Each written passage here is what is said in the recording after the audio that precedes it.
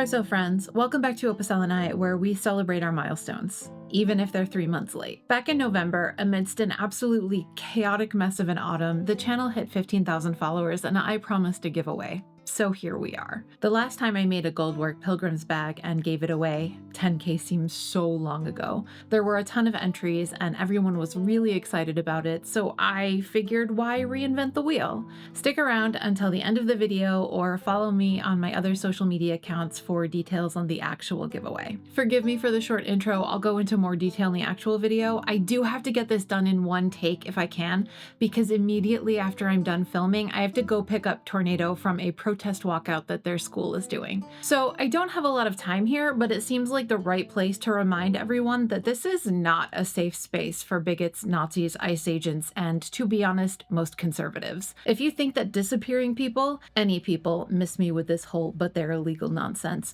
and putting them in concentration camps is okay as long as they don't look like you, this channel is not for you. I used to be nicer, or at least wittier about this, but I am all out of both time and energy. I don't want you here. Get the fuck out.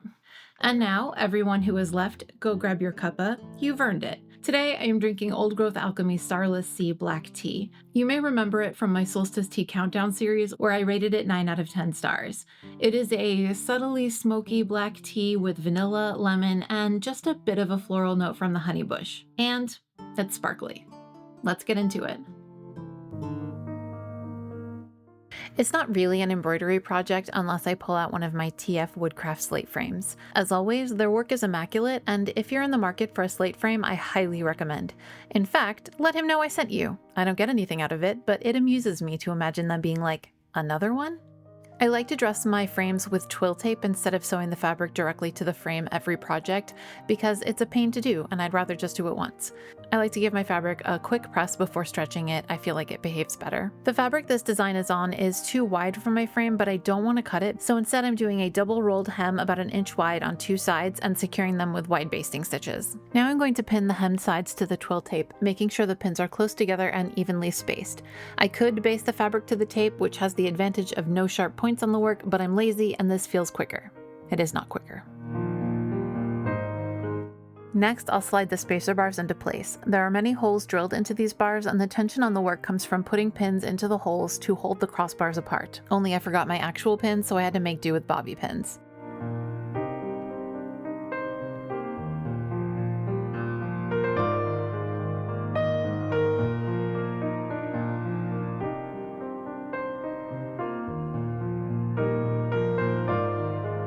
The frame is held together enough now that I can set it on the stand to get it up off the table.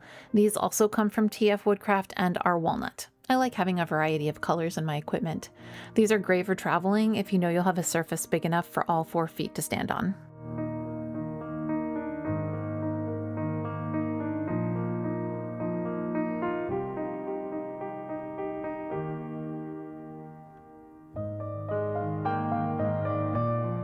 Time to tension the fabric the other way using pins and, you guessed it, more twill tape. I'll wrap the tape around the stretcher bars, pinning it to the sides of the work as I go. The first side is only tight enough to hold the fabric in place. I don't pull the fabric while pinning it until I add tension on the second side.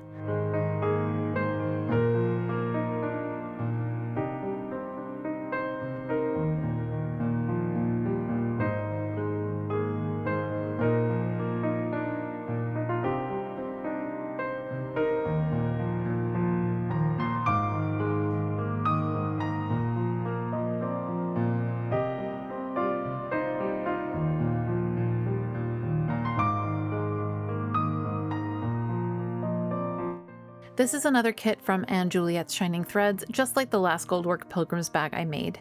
One of these days I'll make something that is my own design, but today is not that day.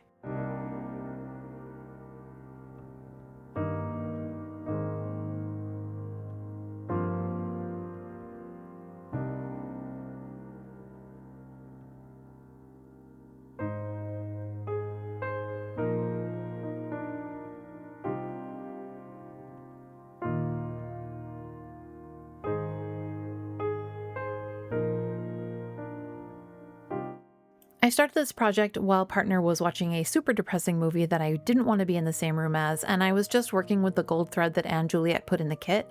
But while looking at a reference picture of her finished pieces, I saw one with mixed gold and silver threads that looked really neat. So, being completely indecisive, I asked all of you what I should do, and the answer was overwhelmingly in favor of mixed metals. So, after ripping out all of the embroidery I'd already done, I began again with the gold thread for straight lines and silver for curved ones. And honestly, you were right, I like it much better this way.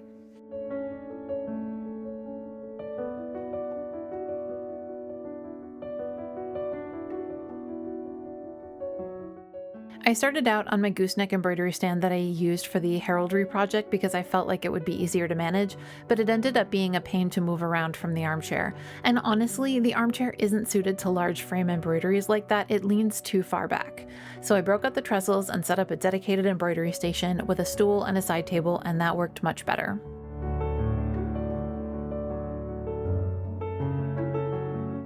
This embroidery is couched work, which means that threads are laid on the surface and sewn to the fabric with another smaller thread. For the former, I'm using Japan thread, which is technically a gimp or wrapped thread. In this case, a core of untwisted rayon fiber is wrapped with gold or silver mylar foil. Historically, it would have been silk fiber wrapped with a very thin metal adhered to rice paper. For the couching thread that actually goes through the fabric, I'm using a smooth passing thread. It's similar to Japan thread, but much finer and wrapped around a cotton core, which allows it to more easily stand up to being repeatedly pulled through the fabric.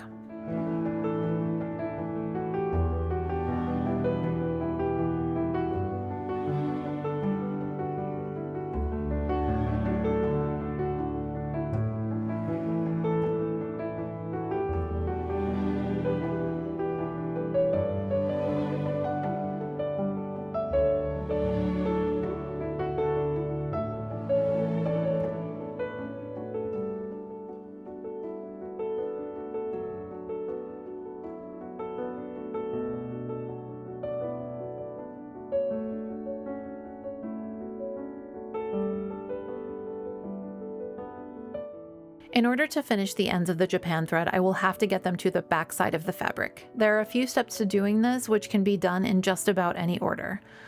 Determine where the thread should stop and use an awl to punch a hole at that point. Untwist the mylar foil from the rayon core. Cut the foil to the desired end of the couch thread right before the hole. Plunge the rayon core to the back of the work. I'm using a replica Victorian tail catcher tool, but you can use a darning needle or even a sturdy needle threader. And lay the rayon tail back along the line of couching and stitch it down to prevent raveling.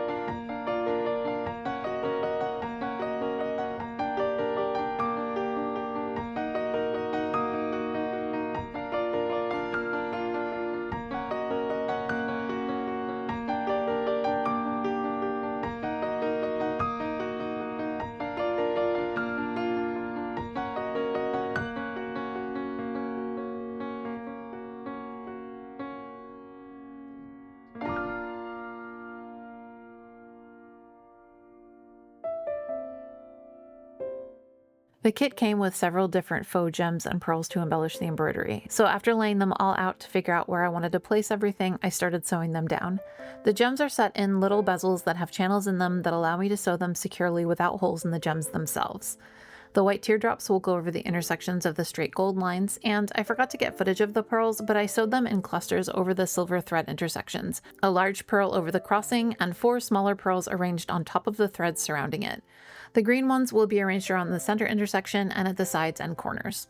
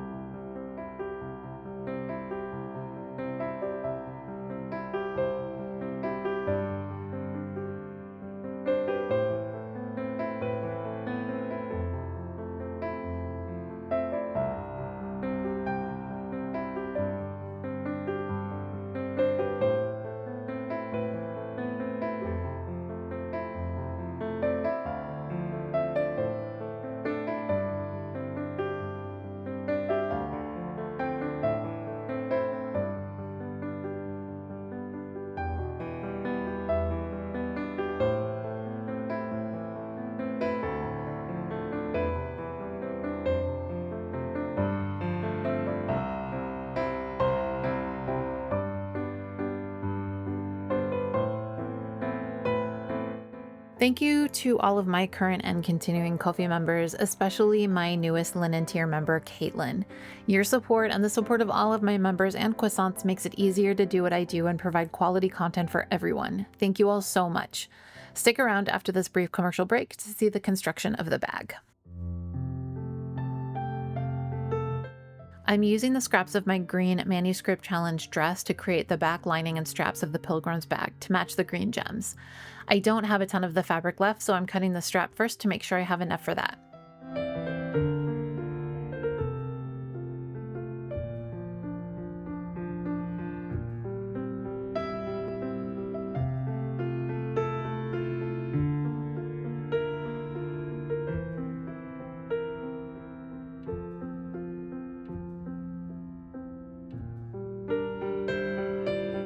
The ground fabric for the embroidery is canvas, and to make sure that the back of the bag is equally sturdy, I've cut a square of scrap canvas the same size as the finished bag to use as an interlining, and then I'm using that as a guide to cut the fashion fabric.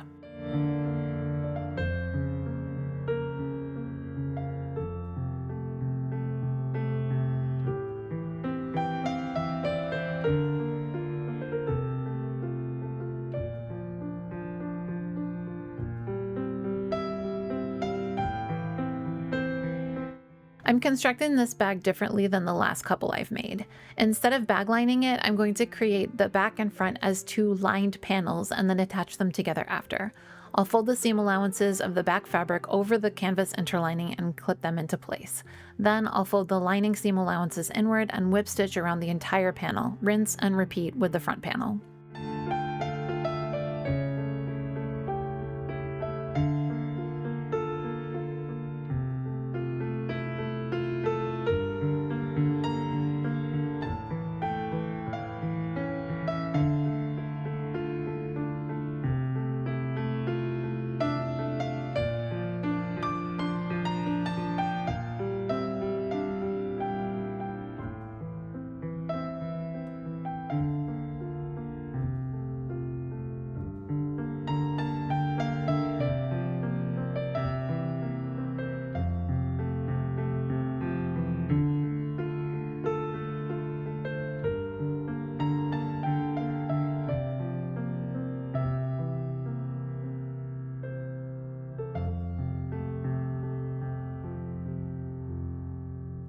I want to attach the strap before I put the front and back together, so I'll start by sewing the 2 strap sections together and then folding it in half and sewing down the long side to make a 1.5-inch wide strap.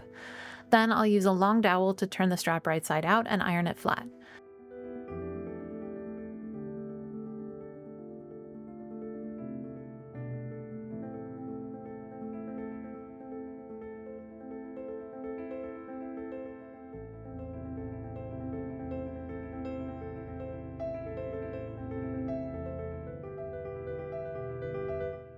Once that's finished, I will attach the straps to the back panel, reinforcing them with a rectangular stitching pattern.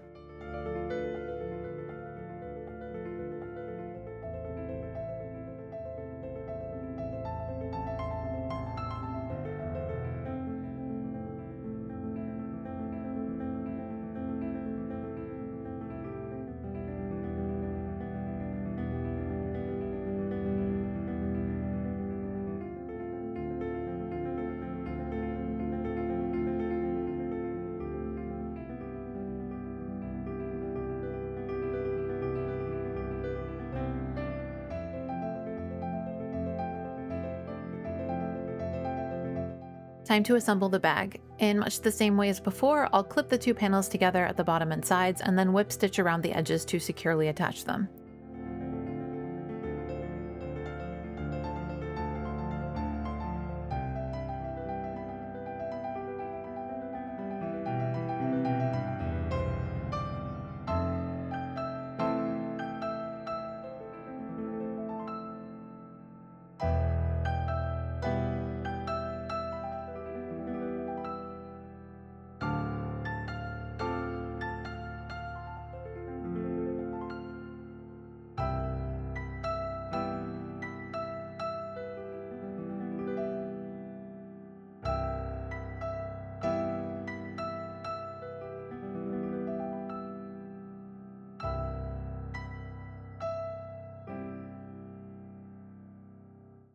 And now the final touch, the faux braided edging. This finish is one that is seen in the 14th and 15th century. Isis wrote a post about it in her sadly defunct medieval silkwork blog, and I've linked the archive post in the description if you want to go check out her sources.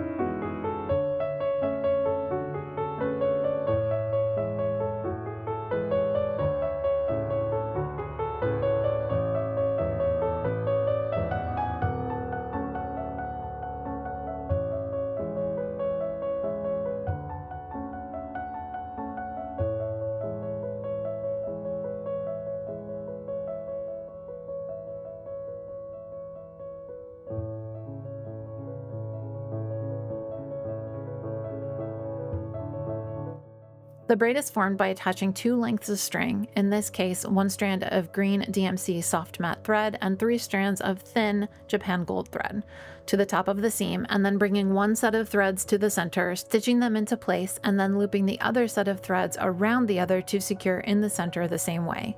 The twisting of each set of threads around the other forms a kind of striped faux braid situation.